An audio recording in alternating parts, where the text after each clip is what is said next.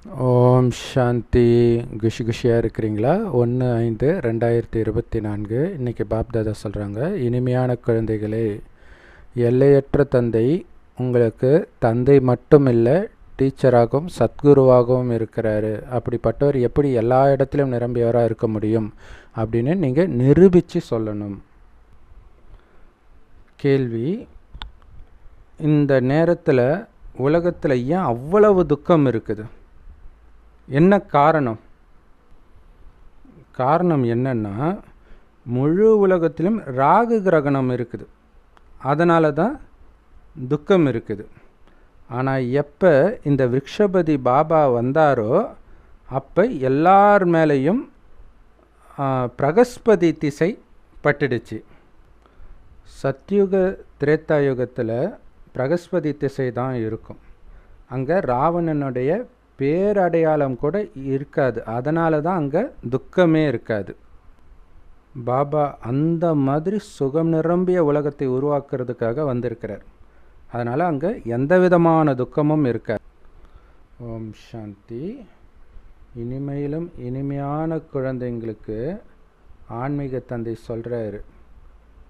ஏன்னா எல்லா குழந்தைங்களுக்கும் தெரியும், நாம் தூரதேசத்திலிருந்து வந்திருக்கக்கூடிய ஆத்மாக்கள். ஸோ அங்கேருந்து பரந்தாமத்திலிருந்து இங்கே வந்து உடலில் நாம் பிரவேசித்ததே நம்முடைய பாகங்களை நடிப்பதற்காகத்தான். அதனால் அந்த பாகத்தை நடிக்கிற ஆத்மா நான் அப்படின்னு உணர்ந்து பாபாவை நினைவு செஞ்சுக்கிட்டே இருக்கணும். ஏன்னா நினைவுனால் மட்டும்தான் பல ஜென்மத்தின் பாவங்கள் அழியும்னு பாபா நமக்கு புரிய வச்சுருக்கார். உண்மையிலே இதை வந்து யோகா அப்படின்னு கூட சொல்லக்கூடாது. ஏன்னா சன்னியாசிகள் தான் யோகா கற்றுக் கொடுக்குறாங்க.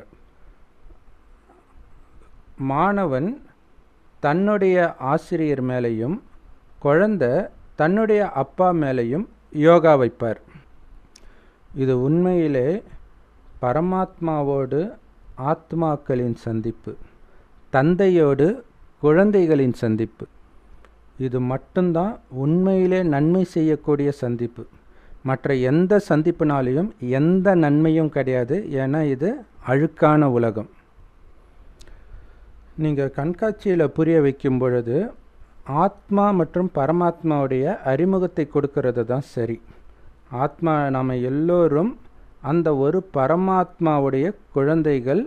2 பேருடைய வசிப்பிடம் அந்த பரந்தாமம். எந்த குழந்தையும் தன்னுடைய லௌகீக தந்தையை பார்த்து பரமபிதான்னு கூப்பிட மாட்டான். துக்கம் வந்துடுச்சுன்னா மனிதர்கள் தானாகவே பரமபிதா பரமாத்மா அப்படின்னு கூப்பிட ஆரம்பிச்சிடுவாங்க. அந்த பரமபிதா பரந்தாமத்தில் வசிக்கிறவர். நம்ம ஆத்மா மற்றும் பரமாத்மாவுடைய ஞானத்தை புரிய வைக்கணும். நீங்கள் வந்து 2 அப்பா இருக்கிறாருன்னு மட்டும் புரிய வச்சா போதாது. அந்த பரலோகிக தந்தை நமக்கு அப்பா மட்டும் இல்லை, ஆசிரியராகவும் இருக்கிறாருன்னும் புரிய வைக்கணும். ஆத்மாக்கள் எல்லோருமே சகோதரர்கள் தான். ஏன்னா அந்த ஒரு பரமாத்மாவுடைய குழந்தைகள் நாம் எல்லோரும். பக்தி மார்க்கத்தில் எல்லாருமே அந்த ஒரு இறை தந்தையைத்தான் நினைக்கிறாங்க. ஏன்னா பக்தியுடைய பலனை அந்த கடவுள் தான் கொடுக்கிறார். அதாவது குழந்தைங்க தன்னுடைய அப்பா கிட்ட இருந்து ஆஸ்தி அடையிறாங்க, அதுதான் நீங்கள் பக்தி செய்ததுக்கான பலனே. சரி, அப்படி என்ன கொடுக்குறாரு பாபா? உலகத்துக்கே எஜமானராக ஆக்குறார். ஸோ அதனால் நீங்கள் சும்மா அவர் அப்பா அப்பான்னு மட்டும் சொல்லக்கூடாது. ஏன்னா பக்தி மார்க்கத்தில் கூட தான் அவர் அப்பான்னு சொல்கிறாங்க.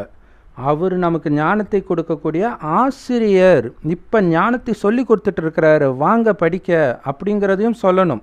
அவர் சத்குருன்றதையும் சொல்லணும். ஸோ அப்போ கடவுள் வந்திருக்கிறாரு, கடவுள்கிட்ட இருந்து வந்து படிக்கணும் அப்படின்னு நீங்கள் சொல்லும் பொழுதே கடவுள் எங்கும் நிறைந்தவர் அப்படின்னு அவங்க நினச்சது எல்லாம் அவங்க புத்தியை விட்டு பறந்து போயிடும். கூடவே சொல்லுங்க, அவர் ஞான கடல். ராஜயோக ஞானத்தை கொடுக்கறதுனால தான் அவர் ஞான கடல், அதுக்கு தான் வந்திருக்கிறார். அப்போ ஒரு ஆசிரியராகி ஞானத்தை சொல்லக்கூடிய ஒருத்தர் எப்படி எங்கும் நிறைந்தவராய் இருப்பார் அப்படின்னு கேளுங்க. ஆசிரியர் வேற, மாணவர் வேற, அப்பா வேற, குழந்தை வேற, இப்படி தானே இருப்பாங்க. அப்போ எப்படி கடவுள் எங்கும் நிறைந்தவர்னா என்ன அர்த்தம்? நீங்களே கடவுள்னு ஆகிடும். அது எப்படி சாத்தியம் அப்படின்னு கேளுங்க.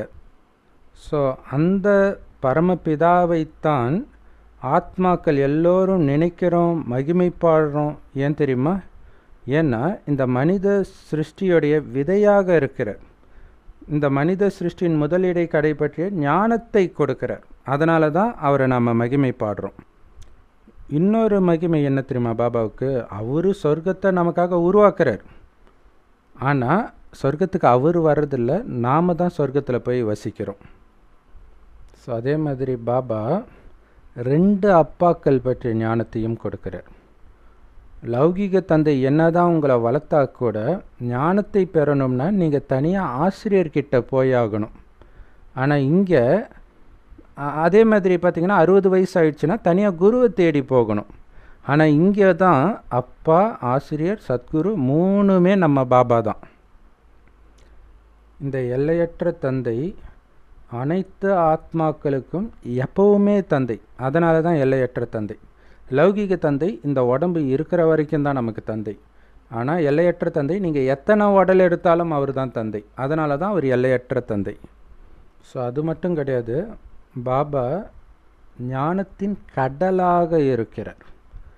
எந்த ஞானத்தின் கடலாக இருக்கிறார்? சிருஷ்டியின் முதல் இடை கடை பற்றிய ஞானத்தின் கடலாக இருக்கிறார். எப்படி அவருக்கு இந்த ஞானம் வருது? ஏன்னா இந்த மனித சிருஷ்டி மரத்துடைய விதையே அவர் தானே. அப்போ விதைக்கு மரத்துடைய ஞானம் தெரியும் தானே. ஸோ அது மட்டும் கிடையாது, அவரை சச்சிதானந்த ஸ்வரூபம் அப்படின்னு சொல்லுவோம். அதாவது சத்தியமானவராக இருக்கிறாரு, சித்துனா உயிரோட்டமானவராக இருக்கிறாரு, அப்புறம் ஆனந்தத்தின் ஸ்வரூபமாக இருக்கிறார். அது மட்டும் கிடையாது, பாபா ஆனந்தத்தின் கடல், அமைதியின் கடல், இப்படியெல்லாம் நீங்கள் அவரை மகிமை பாடிக்கிட்டே இருக்கணும். ஏன்னா மனிதர்கள் வெவ்வேறு கருத்து கொண்டவர்களாக இருக்கிறாங்க. ஸோ இந்த மகிமை நீங்கள் பாட பாட தான் இதுதான் அவருடைய உண்மையான மகிமைன்றது அவங்களுடைய புத்தியில் பதியும். ஸோ அப்போ கேளுங்க, அவர் எங்கும் நிறைந்தவராக இருந்தால் எப்படி நமக்கு ஆசிரியராகி சொல்லிக் கொடுக்க முடியும்? அவர் நமக்கு சத்குருவாகவும் இருக்கிறார். நம்மை கூடவே வீட்டுக்கு அழைச்சிட்டு போகிற வழிகாட்டியாகவும் டூர் கைடாகவும் இருக்கிறார். அப்படி என்ன தான் அவர் சொல்லி கொடுக்குறார் தெரியுமா? அவரை நினைக்கிறது எப்படின்னு சொல்லி கொடுக்குறார். இதுதான் உண்மையிலே பாரதத்தின் மிக பழமையான யோகம். அதே மாதிரி இந்த மிக பழமையானன்னு சொல்கிறோமே, எவ்வளோ பழமையான தெரியுமா? சங்கம யுகம். அதுதான் இருக்கிறதுல மிக பழமையான காலம் இல்லையா? ஒரு முந்தைய கல்பத்துக்கும் இந்த கல்பத்துக்கும் இடையில் வருது. ஸோ அப்போ இந்த கல்பத்திலேயே ரொம்ப பழமையான காலம் அப்படின்னா அது சங்கம யுகம் தான். அப்போ போதிக்கப்பட்டதுனால தான் இந்த யோகத்தை பாரதத்தின் மிக பழமையான யோகம்னு சொல்கிறோம். ஸோ நாம் புரிஞ்சுக்கிட்டோம், பாபா 5000 வருடத்திற்கு முன்பு வந்து நம்ம எல்லாம் அவருடையவராக ஆக்கினார். நமக்கு ஆசிரியராகவும் சத்குருவாகவும் ஆனார். வெறும் அப்பா மட்டும் கிடையாது. ஸோ அவர் ஞான கடலாக இருக்கிற காரணத்தினால சிருஷ்டியுடைய முதல் இடை கடை பற்றிய ரகசியத்தை சொல்லக்கூடிய ஆசிரியராகவும் இருக்கிறார். ஸோ அதனால தான் நாம் இந்த சிருஷ்டி மரத்தின் விதைன்னு அவரை சொல்கிறோம். பாபா எப்போ இந்த பாரதத்துக்கு வந்தாரோ அப்போவே பாரதத்துக்கு பிரகஸ்பதி தசை ஆரம்பிச்சிடுச்சு. தங்க யுகத்தில் சதா காலமும் சந்தோஷமாக இருக்கக்கூடிய தேவதைகள் இருப்பாங்க. ஏன்னா அங்கே எல்லார் மேலேயும் பிரகஸ்பதி தசை தான் இருக்கும். ஆனால் எப்போ உலகம் தமோ பிரதானம் ஆகுதோ அப்போ எல்லார் மேலேயும் ராகு தசை வந்துடுது. பாருங்க, இந்த விருக்ஷபதியை யாருக்குமே தெரியல அப்படின்னா அவர்கிட்ட இருந்து எப்படி ஆஸ்தி அடைய முடியும்? ஸோ பாபா சொல்கிறாரு, இங்கே உட்காரும்போது உடலை மறந்து உட்காரணும். ஆத்மா வேற, ஆத்மா இருக்கக்கூடிய வீடாகிய பரந்தாமம் வேறன்ற ஞானம் இங்கே தான் உங்களுக்கு கிடைக்குது. இந்த உடம்புன்ற பொம்மை பஞ்ச தத்துவத்தினால ஆச்சு. ஸோ அதுக்குள்ளே ஆத்மா நுழைஞ்சி அதோடைய பாகத்தை நடிக்குது. அதனால் உடம்பு வேற, ஆத்மா வேற. உடம்பு ஆத்மா இருக்கிற வீடு. ஸோ இங்கே முக்கியமான விஷயமே, நாம் இங்கே அப்பான்னு சொல்கிறது பரமபிதா பரமாத்மாவை. உலகியல் தந்தைக்கும் ஆசிரியர் குருவுக்கும் நம்ம பரமபிதா பரமாத்மா தந்தையாகவும் டீச்சராகவும் குருவாகவும் இருக்கிறதுக்கும் உள்ள வித்தியாசத்தை சொல்லும் பொழுது அவங்க புரிஞ்சுக்கிட்டு திரும்ப அவங்க கூட வாதம் பண்ணுறதை நிறுத்திடுவாங்க. நம்ம பரலௌகிக தந்தையுடைய விசேஷமே சிருஷ்டியுடைய முதல் இடை கடை பற்றிய ஞானத்தை நமக்கு புரிய வைக்கிறது தான். ஏன்னா இதுக்கு முன்னாடி ரிஷி முனிவர்களுக்கு கூட இந்த ஞானம் கிடையாது. அப்பாவை பற்றியோ அவருடைய படைப்பை பற்றியோ எங்களுக்கு தெரியாதுன்னு தான் சொன்னாங்க. அந்த ரிஷி முனிவர்கள் ஆரம்பத்தில் சதோவாக இருப்பாங்க. அப்போவே அவங்க தெரியாதுன்னு தான் சொன்னாங்க. ஆனால் பிறகு எல்லோருமே சதோ பிரதானம், சதோ ரஜோ தமோ நிலைகளை கடந்து தான் ஆகணும். அதாவது புதியதிலிருந்து பழையதாக ஆகி தான் ஆகணும். இதுதான் விதி. ஸோ நமக்கு மட்டும்தான் இந்த காலச்சக்கரம் எவ்வளவு காலம், அதாவது 5000 வருடம் தெரியும். பாவ மனிதர்கள் யாருக்குமே தெரியாது. இருந்தாலும் பக்தி மார்க்கத்தில் எவ்வளவு வேத சாஸ்திரங்களை எழுதுனாங்க, அது ஃபுல்லாக வெறும் பொய் தான் சொல்லி வச்சுருக்கிறாங்க. லட்சக்கணக்கான வருடங்கள் ஆயுள் கொண்டது கல்பம் அப்படி இப்படின்னு. நிறைய குருமார்கள் இருக்கலாம், ஆனால் அனைவருக்கும் சத்கதி கொடுக்கக்கூடிய சத்குரு மற்றும் அனைத்து ஆத்மாக்களின் தந்தை ஒரே ஒரு சிவபாபா மட்டும்தான். உண்மையிலே சத்கதி எப்படி அடையிறோம் அப்படின்னு நமக்கு தான் தெரியும். ஆதி சனாதன தேவி தேவதா தர்மத்தை சார்ந்தவராக மாறுறீங்க இல்லையா, அதுதான் உண்மையிலே சத்கதி. அந்த சொர்க்கத்தில் ரொம்ப கம்மியான மனிதர்கள் தான் இருப்பாங்க. ஆனால் இங்கே பாருங்கள் எவ்வளவு மனிதர்கள் இருக்கிறாங்க. அங்கே தேவதைகளுடைய ராஜ்யம் மட்டும்தான் இருக்கும். பிறகு அந்த ராஜ்யம் வளர்ச்சி அடையும். முதல் லக்ஷ்மி நாராயணன், இரண்டாவது லக்ஷ்மி நாராயணன், மூன்றாவது லக்ஷ்மி நாராயணன், இப்படி வளர்ச்சி அடைஞ்சிக்கிட்டே போகும். ஸோ எப்போ முதலாம் லக்ஷ்மி நாராயணனுடைய ராஜ்யம் நடக்குதோ அப்போ மக்கள் தொகை ரொம்ப ரொம்ப கம்மியாக இருக்கும். அதற்கு பிறகு தான் இரண்டாம் லக்ஷ்மி நாராயணன், மூன்றாம் லக்ஷ்மி நாராயணன் வரும்போதெல்லாம் மக்கள் தொகை அதிகமாகிக்கிட்டே இருக்கும். இந்த மாதிரி சிந்தனைகள் குழந்தைகளாகிய உங்களுக்கு மட்டும்தான் இருக்குது. குழந்தைங்க மட்டும்தான் தெரிஞ்சிருக்கிறீங்க. எல்லா ஆத்மாவுக்கும் ஒரே ஒரு தந்தை சிவபாபா மட்டும்தான். அவர் எல்லையற்ற தந்தையாக இருக்கிறதுனால அவர்கிட்ட இருந்து தான் நம்ம எல்லையற்ற சொர்க்க ராஜ்யத்தை 21 ஜென்மத்துக்கு அடையிறோம். மற்றபடி எல்லைக்குட்பட்ட தந்தைக்கிட்ட இருந்து எல்லைக்குட்பட்ட ஆஸ்தியை மட்டும்தான் அடையிறோம். ஸோ அங்கே 21 தலைமுறைக்கான ராஜ்யம் அப்படின்னா முழு ஆயுள் இருக்கும். 150 வருடம் கழித்து தான் அவங்க சரீரத்தையே விடுவாங்க. அங்கே நீங்கள் ஆத்மா அபிமானியாக இருப்பீங்க. ஆனால் இங்கே நீங்கள் தேக உணர்வுடையவராக ஆகிட்டதுனால தான் ஆத்மா ஒரு உடலை விட்டு இன்னொரு உடலை எடுக்குதுன்றதை தெரியாமல் இருக்கிறீங்க. இப்போ தேக அபிமானியாக இருக்கிறவங்கள யார் ஆத்மா அபிமானியாக ஆக்குவா? ஏன்னா இந்த கலியுகத்தில் ஒருத்தர் கூட ஆத்மா அபிமானியாக கிடையாது. அதனால தான் தன்னுடைய பரந்தாமத்திலிருந்து பாபா உங்களை ஆத்மா அபிமானியாக ஆக்குறார். ஸோ அதனால தான் சொர்க்கத்தில் நாம் ஒரு உடலை விட்டு போய் குழந்தையாக பிறப்போம் அப்படின்னு தெரிஞ்சிருப்போம். ஸோ இதுக்கு தான் பாம்பு தோல் உரிக்கிற உதாரணமெல்லாம் கொடுக்கப்படுது. ஸோ அதே மாதிரி குளவி மற்ற புழுக்களை எடுத்துகிட்டு உஸ்ஸுன்னு ஊதி ஊதி குளவி ஆக்கிற உதாரணம் கூட இப்போத்தைய விஷயம்தான். இதை பிறகு பக்தி மார்க்கத்தில் கதையாக உருவாக்குறாங்க. உண்மையிலே பிராமண ஆசிரியர்களாகிய நீங்கள் தான் குப்பையில் இருக்கிற பூச்சிகளுக்கு இந்த ஞானத்தை கொடுத்து கொடுத்து மனிதனை தேவதையாக்குறீங்க. பாபா கிட்ட மட்டும்தான் இந்த ஞானம் இருக்குது. அதனால தான் அவரை ஞானக்கடல், அமைதி கடல் அப்படின்லாம் சொல்கிறோம். மனிதர்கள் எல்லோரும் அமைதியை கொடுக்கும் வள்ளலே அப்படின்னு அமைதியை கேட்குறாங்களே, யாருக்கிட்ட கேட்குறாங்க? அமைதியை கொடுக்குற வள்ளல் அமைதி கடலுடைய மகிமையைத்தான் பாடுறாங்க. ஆனால் அர்த்தம் மட்டும் தெரியல அவங்களுக்கு. ஸோ பாபா சொல்கிறாரு, வேத சாஸ்திரங்கள் எல்லாம் பக்தி மார்க்கத்துடைய விஷயங்கள். அதை 63 ஜென்மங்களாக படித்து வந்தீங்க. நிறைய வேத சாஸ்திரங்கள் இருக்குது. ஆனால் அதன் மூலமாகலாம் என்னை நீங்கள் அடையவோ கண்டுபிடிக்கவோ முடியாது. ஒருவேளை வேத சாஸ்திரம் படித்தே கடவுளை அடையிறதா இருந்தால் நீங்கள் எதுக்கு என்னை பார்த்து வந்து என்னை தூய்மையாக்குங்க தூய்மையாக்குங்கன்னு கூப்பிட போகிறீங்க?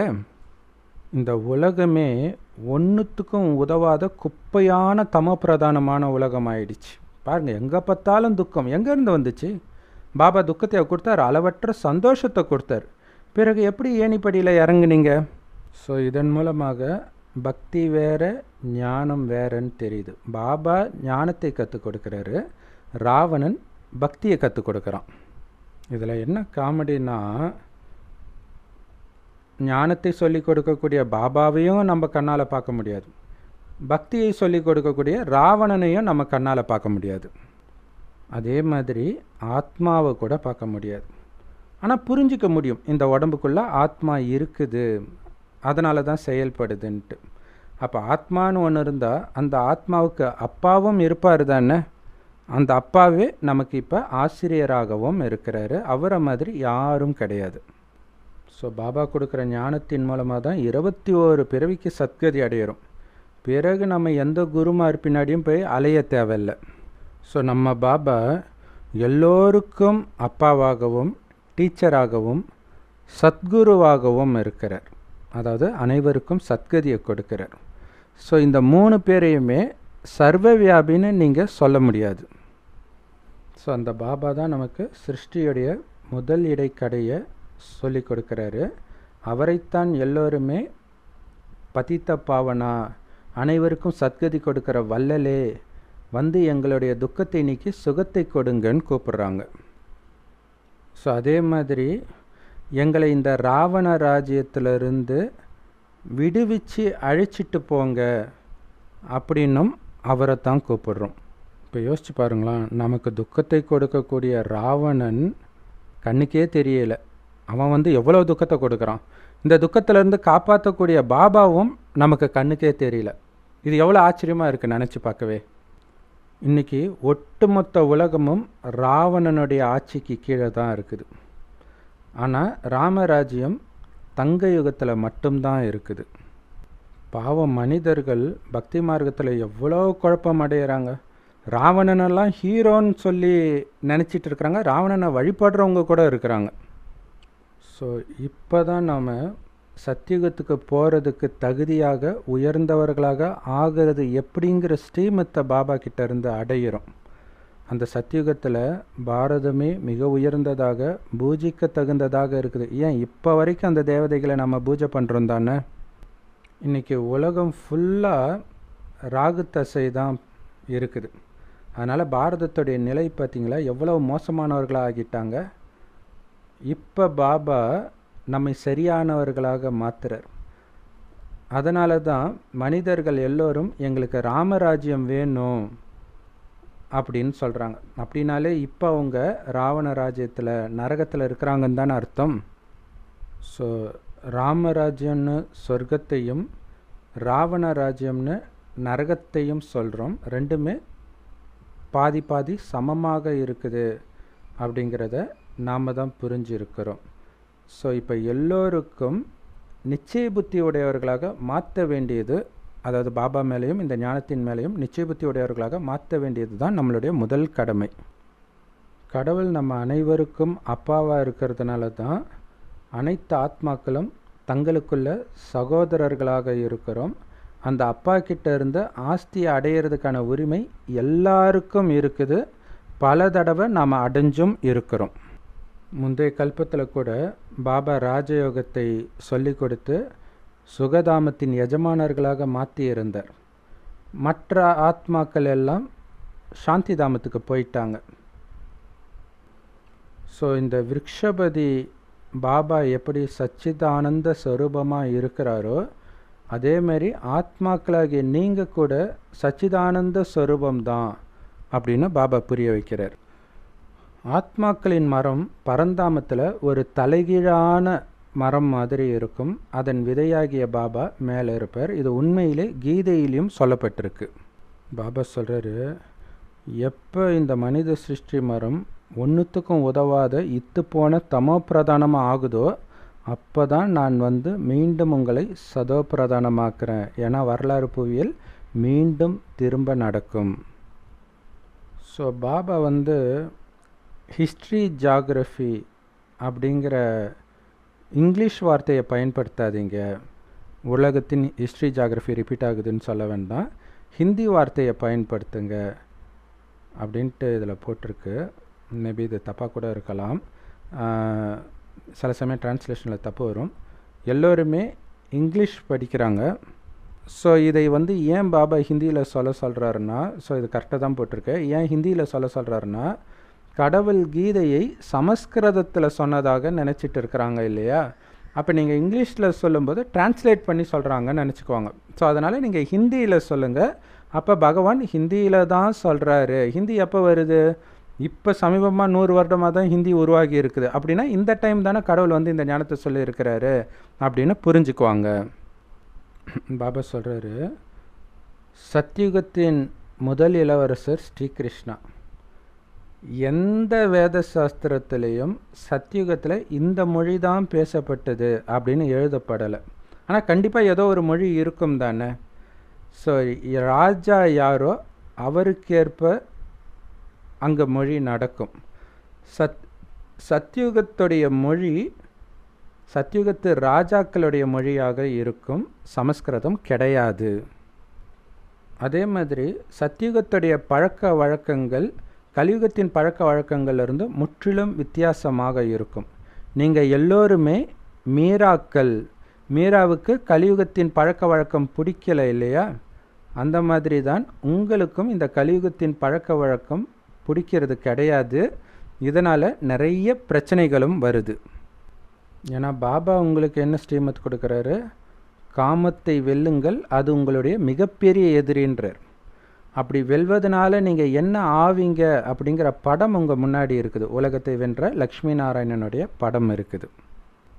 முழு உலகத்திலும் அமைதி ஸ்தாபனை பண்ணுறது எப்படிங்கிற வழியை எல்லையற்ற தந்தை தான் சொல்லி கொடுக்குறார். அமைதி தேவனே அப்படின்னு சொன்னாலே உடனடியாக பாபா தானே ஞாபகம் வருது. ஏன்னா ஒவ்வொரு கல்பத்திலும் இந்த உலகத்தில் அமைதியை பாபா தான் ஸ்தாபனை பண்ணுறார். மனிதர்கள் கல்பத்தின் ஆயுள லட்சக்கணக்கான வருடம் அப்படின்னு சொல்லிட்டதுனால தான் மனிதர்கள் கும்பகர்ண உறக்கத்தில் இருக்கிறாங்க. அதனால் அவங்களுக்கு சொல்லுங்கள், கடவுள் தான் நம்ம எல்லோருக்கும் அப்பா, ஆசிரியர், அவர் வந்துட்டார், அவர் எப்படி எங்கும் நிறைந்தவராக இருப்பார், எழுந்துறீங்க அப்படின்னு சொல்லுங்கள். ஸோ அந்த தந்தை எப்படி நமக்கு சொல்லி கொடுக்குறாருன்னு நமக்கு தெரியும். அவருடைய சரித்திரமே நமக்கு தெரியும். அவர் நரகத்தை சொர்க்கமாக ஆக்குறார்.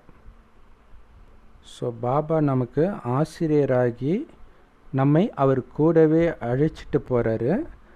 ஆத்மாக்கள் எல்லாமே அழிவற்றது. தன்னுடைய பாகத்தை ஃபுல்லாக முடிச்சுட்டு பாபா கூடவே வீட்டுக்கு போயிடுது.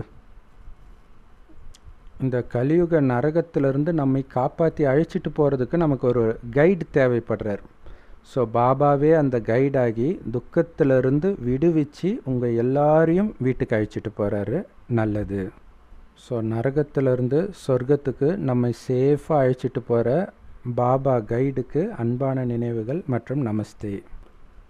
இந்த கலியுகத்துடைய பழக்க வழக்கம், கருத்துக்கள் எல்லாத்தையும் தியாகம் செஞ்சுட்டு ஈஸ்வரிய குலத்துடைய பழக்க வழக்கத்தை மட்டும் தாரணை செய்யுங்க.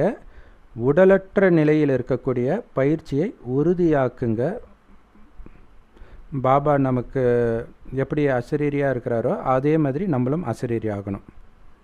எல்லையற்ற தந்தை மட்டும்தான் அப்பா, டீச்சர், சத்குரு மூணுமாகவும் இருக்க முடியும். லௌகிக தந்தையால் இருக்க முடியாதுன்ற இந்த வித்தியாசத்தை எல்லோருக்கும் புரிய வைங்க.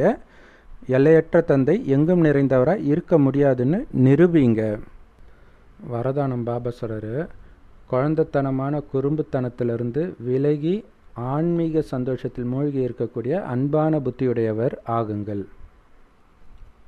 சில குழந்தைங்க தங்களுடைய எல்லைக்குட்பட்ட சுபாவ சமஸ்காரத்தினால குழந்தை மாதிரி குறும்புத்தனமாக பண்ணிகிட்டு இருக்கிறாங்க. எப்பெல்லாம் என்னுடைய இயல்பு, என்னுடைய சமஸ்காரம், என்னுடைய சுபாவம்னு வருதோ அப்பெல்லாம் குழந்தைத்தனமாக குறும்புத்தனம் பண்ணுறாங்க, அதாவது தொல்லை கொடுக்குறாங்க. இந்த நானுன்ற வார்த்தை எப்பெல்லாம் வருதோ அப்போ அமைதியாக இருந்த நீங்கள் சுத்த ஆரம்பிச்சிடுறீங்க. ஆனால் பாபா சொல்கிறாரு, எதெல்லாம் பாபாவுடையது இல்லையோ அது கண்டிப்பாக என்னுடையதும் இல்லை. என்னுடைய சுபாவம் பாபாவுடைய சுபாவத்திலேருந்து எப்படி வித்தியாசமாக இருக்க முடியும்? ஏன்னா பிராமணனுக்கு தனி வழி கிடையாது. எது பிரம்மாவுடைய வழியோ அதுதான் பிராமணர்களின் வழின்னு கூட பாபா சொல்லியிருக்கார். ஸோ அதனால் நான் என்னோட சுபாவம் இப்படிலாம் குழந்தைத்தனமாக பிஹேவ் பண்ணுறதை விட்டுட்டு எப்போவுமே ஆன்மீக சுகத்தில் நிலைச்சிருங்க. பாபா நினைவில் பாபாவை மாதிரியே எல்லையற்ற நிலையில் இருங்க. ஸோ அதனால் அன்பான புத்தியுடையவராகி பாபா கிட்ட அன்பாக விளையாடலாம்.